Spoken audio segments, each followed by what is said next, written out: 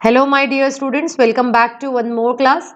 आज की इस क्लास में हम स्टडी करने वाले हैं how to write electronic configuration of class 11। Specifically हमें एलिमेंट्स से इलेक्ट्रॉनिक कॉन्फ़िगरेशन कैसे लिखना है। Before starting with the video, let's start our video with one of the very beautiful thought of sir APJ Abdul Kalam. और इनका जो ये थॉट है वो है, you have to dream before your dreams can come true. It means बहुत सारे students जो है, इवन बहुत सारे लोग पहले ड्रीम सोचते ही नहीं है, बस ये सोचते कि वो सच हो जाए। नहीं, कोई भी सपना अगर है तो पहले उसके बारे में सोचो। जब आप सोचने लगोगे तभी वो सपना सच होगा, राइट। सो चलिए आज की क्लास स्टार्ट करते हैं। तो देखिए, आज की क्लास में मैं क्या समझाने वाली हूँ, how to write electronic configuration of class 11th। ठीक है, क्लास 11th को हम थोड़ा सा करके हम लिख सकते हैं एलिमेंट्स। हम क्या लिख सकते हैं? Elements. And students in class 9th, in class 10th, you all have आपने मेमोराइज करे हुए हैं अप टू 20 एलिमेंट्स। तो इन एलिमेंट्स का इलेक्ट्रॉनिक कॉन्फ़िगरेशन हम कैसे लिखना है इन सब शेल, ये मैं आज आपको सिखाऊंगी। और इसके लिए हमें एक रूल पता होना चाहिए जिसे कहा जाता है अफ बाउज रूल। जिसे कहा जाता है अफ बाउज रूल। ये रूल हमें पता होना चाहिए। जब ये रूल आपको पता रहेगा तो आपके लिए इसका इलेक्ट्रॉनिक, किसी भी एलिमेंट का इलेक्ट्रॉनिक कॉन्फ़िगरेशन लिखना बहुत ज़्यादा इजी हो जाएगा, राइट। तो आप ध्यान दीजिए और समझिए कि अफ बाउज रूल क्या है। अभी अफबाउज रूल क्या कहता है? देखो, अफबाउज रूल ये कहता है कि हमारे पास में सब शेल्स है। कितने सब शेल्स है हमारे पास में? हमारे पास में एस है, पी है, डी है, एफ है, और आगे के तो अभी हमने यूज करना स्टार्ट ही नहीं किए। इट मीन्स हमारे पास में एस, पी, डी, एफ ये सब शेल्स है। अब ये सब शेल्स क्या है? फर्स्ट शेल में भी प्रेजेंट है। अगर मैं कहूँ शेल नंबर 1, तो शेल नंबर 1 में जैसे मुझे पता है कि यहाँ पर एक सब शेल रहेगा और जिसका नाम रहेगा एस, पर ये फर्स्ट शेल को बिलोंग करता है, इसलिए मुझे उसके सामने 1 लिखना पड़ेगा। अगर मैं मान के चलूँ कि मेरे पास में सेकंड शेल है, तो सेकंड शेल में क्या होगा? एस तो होगा ही होगा, साथ में पी भी होता है, तो हम इसको कहेंगे 2 और ये हो जाएगा 2s और उसके बाद में p आ जाएगा, राइट। अब देखो, अगर मेरे पास में सब शेल 3 है तो इसमें मैं 3s लिख देती हूँ, 3p लिख देती हूँ और साथ में 3d लिख देती हूँ। उसके बाद में हमने यहाँ लिखा था 4। अब ये 4 लिखने के बाद में ये 4s हो जाता है, ये 4p हो जाता है, ये 4d हो जाता है, और उसके बाद में यहाँ पर आ जाता है 4f। ठीक है, अब देखिए इसके बाद में हम यहाँ लिखते हैं 5, तो 5 में क्या हो जाएगा? 5s, 5p, 5d और 5f। सिमिलरली हम सिक्स्थ शेल के लिए भी लिख सकते हैं। सिक्स्थ शेल के लिए हम कैसे लिखेंगे? n इज इक्वल टू 6, तो ये हो जाएगा हमारा यहाँ पर 6s, 6p और ये हो जाएगा 6d और ये 6f। क्लियर। अब देखो n इज इक्वल टू, हम यहाँ पर डिस्कस कर सकते हैं as a n is equal to 7, तो ये हो जाएगा हमारा 7s, 7p, 7d and 7f। Clear हुआ? अब देखो, अब ये अफबाउज रूल क्या कहता है वो भी मैं आपको समझाती हूँ। अब आपको ये तो क्लियर हो गया ना कि अगर फर्स्ट शेल है, सेकंड शेल है, तो उसमें कौन कौन से सब शेल्स होंगे। अब अगर मुझे इलेक्ट्रॉन्स इसमें फिल करना स्टार्ट करना है तो मैं कैसे स्टार्ट करूंगी? सबसे पहले रूल ये कहता है कि मुझे 1s के पास जाना चाहिए क्योंकि वो फर्स्ट शेल है, तो मुझे 1s के पास जाना चाहिए, फिर क्योंकि वो फर्स्ट शेल है। उसके बाद में मैं जाऊंगी 2s के पास में। किसके पास में? 2s के पास में। 2s के बाद में मैं आऊंगी 2p के बाद में, मतलब 1s, उसके बाद 2s और उसके बाद में 2p। उसके बाद में आता है 3s। 3s के बाद में हमें डायरेक्टली जाना चाहिए 3p के बाद, फिर उसके बाद में 4s के पास में, उसके बाद में जाना चाहिए हमें 3d के पास, फिर हम जाएंगे 4p के पास और उसके बाद में जाएंगे 5s के पास में। सिमिलरली स्टूडेंट, आप इसको है ना थोड़ा सा ऐसा भी हम दिखा सकते हैं। देखिए कैसे दिखाएंगे हम, मैं आपको यहाँ समझाती हूँ। जैसे कि अगर हम सबसे पहले किसके घर में जाएंगे? 1s के घर में गए।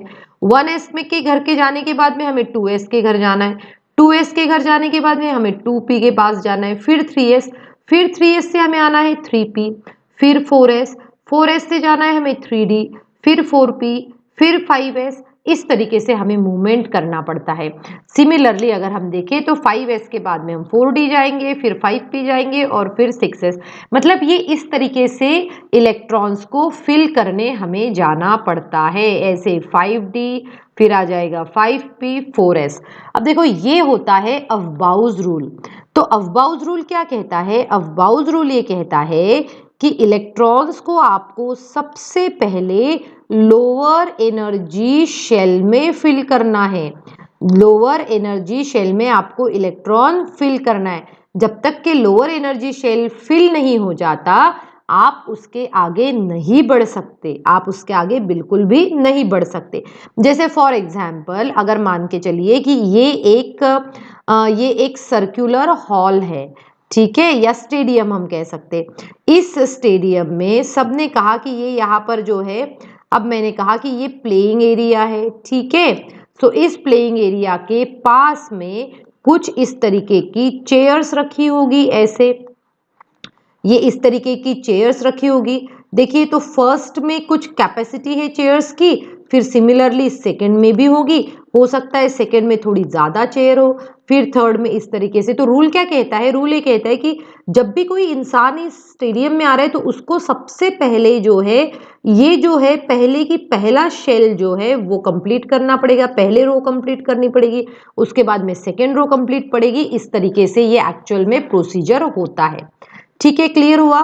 तो अफबाउज रूल का कहना है कि सबसे लोएस्ट, या फिर हम इसको ये भी कह सकते हैं इंक्रीजिंग ऑर्डर, हम क्या कह सकते हैं इसको? Increasing order of energy. क्या कहेंगे हम? Increasing order of energy. So increasing order of energy क्या सोचता है? देखो इंक्रीजिंग, हम कहेंगे increasing order of energies, increasing order of energies. Increasing order of energies जो है वो हम कहेंगे पहले 1s की एनर्जी होती है, फिर 2s की होती है, फिर 2p, उसके बाद में 3s आता है, उसके बाद में 3s के बाद 3p आता है, फिर 4s आता है, उसके बाद में 3d आता है, उसके बाद में 4p आता है, और इस तरीके से हम अफबाउज रूल के अकॉर्डिंगली हम लिख सकते हैं। अब देखिए बहुत ही इंटरेस्टिंग सी चीज है जो हमें याद रखना है, कैपेसिटी। और हम कहेंगे, मैं कैपेसिटी ही वर्ड यूज करूंगी, वो है कैपेसिटी ऑफ ईच सबशेल। हम देखेंगे कि ईच सबशेल में कितने इलेक्ट्रॉन हम भर सकते हैं, that is known as a capacity of each subshell. जैसे कि कोई एस सबशेल है तो एस सबशेल में मैक्सिमम 2 ही इलेक्ट्रॉन रह सकते हैं, चाहे वो किसी भी लाइक 6th का हो, 5th का हो या 4th का हो। एस सबशेल में 2 से ज्यादा इलेक्ट्रॉन हम नहीं लिख सकते। जैसे हमारे एक्टिवा पे सिर्फ 2 लोग बैठ सकते हैं, उससे ज्यादा लोग नहीं बैठेंगे। फिर हम आते हैं हमारे पी सबशेल के पास में। पी सबशेल की मैक्सिमम कैपेसिटी जो है वो 6 इलेक्ट्रॉन्स रहती है, उससे ज्यादा हम नहीं भर सकते, है ना। हमारे जैसे मैंने कार की बात बताई, तो कार में अगर हमारी थोड़ी सी बड़ी कार हो तो कार में 6 इंसानों से ज्यादा हम उनको नहीं बिठा सकते।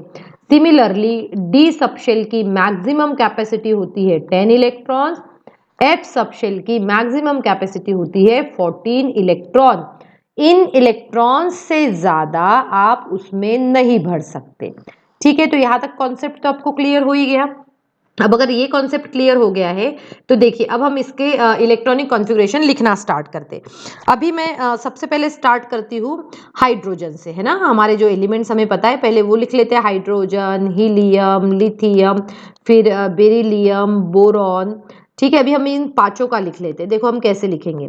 अब देखो अगर मैंने जिस तरीके से यहाँ आपको बताया है उसी को फॉलो करते हुए लिखते हैं। तो जैसे हमने क्या कहा था, पहला इलेक्ट्रॉन किस में जाना चाहिए? 1s में जाना चाहिए, राइट, 1s में जाना चाहिए। हाइड्रोजन के पास एक ही इलेक्ट्रॉन होता है, इसीलिए इसका कॉन्फ़िगरेशन हो जाएगा 1s1, ठीक। हीलियम के पास में 2 इलेक्ट्रॉन होते हैं, इसीलिए इसका कॉन्फ़िगरेशन हो जाएगा 1s2। लिथियम के पास में 3 इलेक्ट्रॉन होते हैं, तो पहले तो इलेक्ट्रॉन जाएगा इसमें, तो ये हो जाएगा 1s2। उसके बाद में इलेक्ट्रॉन जाएगा 2s में, क्योंकि कितने इलेक्ट्रॉन्स बचे थे? 3 इलेक्ट्रॉन है ना, 2 तो इसने ले लिए, एक ये ले लेगा। सिमिलरली जब आप लिखने जाओगे और इलेक्ट्रॉन्स तो क्या होगा? देखो ये हो गया। फिर बेरिलियम की बात करें तो बेरिलियम में क्या होता है? बेरिलियम में 4 होते हैं, तो 2 ये ले लेंगे और उसके बाद में 2s2 हो जाएगा। अब बात करते हैं बोरॉन की। बोरॉन में भी पहले स्टार्ट तो 1s से ही होगा, सो 1s2 2s2 ये तो 4 हो गए। अब देखो हमारा रूल क्या कहता है, 2s के बाद में कहा जाना है हमें 2p के पास में, तो 2p के पास में गए तो अपना एक इलेक्ट्रॉन 2p में डाल दिया। फिर चलो आते बात करते हैं कार्बन की, ठीक है। अब अगर मैं कार्बन की बात करती हूँ तो देखो अब थोड़ा सा उसको हाइड कर लेते हैं और अपने मन से लिखते चलते हैं। फिर कार्बन, नाइट्रोजन, ऑक्सीजन, फ्लोरीन और नियॉन, चलिए पूरे 10 के हम यहाँ पर इलेक्ट्रॉनिक कॉन्फ़िगरेशन लिख लेते हैं। तो कैसे लिखेंगे, देखो 1s2 2s2, फिर कितने हुए, 4 हो गए, 6 होते हैं इसके पास, तो हमने लिखा 2p2। सिमिलरली नाइट्रोजन के पास 7 होते हैं इलेक्ट्रॉन्स, सो 1s2 2s2 2p3। ऑक्सीजन के पास में 1s2 2s2 2p4। अब इसमें कितना आएगा, 1s2 2s2 2p, यहाँ पर आ जाएगा ये 5, फिर आ जाएगा 1s2 2s2 और ये हो जाएगा 2p6, क्योंकि इसमें क्या हो जाएंगे, यहाँ पर देखिए 10 इलेक्ट्रॉन्स हो जाएंगे। तो इस तरीके से हम इलेक्ट्रॉनिक कॉन्फ़िगरेशन लिखते हैं। अब अगर मैं बात करती हूँ इसके बाद में सोडियम की, देखो अगर हम अब बात करते हैं सोडियम की, तो सोडियम में देखिए सोडियम में 11 इलेक्ट्रॉन्स होते हैं, इसलिए ये हो जाएगा 1s2 2s2 2p6, क्योंकि यहाँ पर 10 हो गए, 10 थे तो 10 इसमें भर रही है। फिर आ जाएगा 3s1।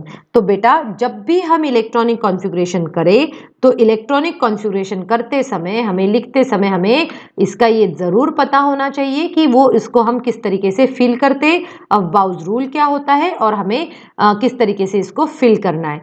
सो होप सो कि मैंने जो आपको यहाँ पर समझाया है वो मैंने यहाँ पर 11 एटॉमिक नंबर तक के समझाया है। आपको क्या करना है और इसके आगे भी प्रैक्टिस करनी है। सबसे पहले आप इसकी प्रैक्टिस कीजिए, फिर नेक्स्ट क्लास में मैं आपको समझाऊंगी कि आयंस के इलेक्ट्रॉनिक कॉन्फ़िगरेशन कैसे लिखे जाते हैं, और उसी के साथ में हम आयंस की इलेक्ट्रॉनिक कॉन्फ़िगरेशन लिखेंगे, कुछ एक्सेप्शनल कॉन्फ़िगरेशन देखेंगे और इसी के कुछ क्वेश्चंस भी हम सॉल्व करेंगे। सो स्टूडेंट, आई होप आज की इस क्लास में मैंने आपको जो भी पढ़ाया है वो आपको यूजफुल लगा होगा। Thank you students and have a good day ahead.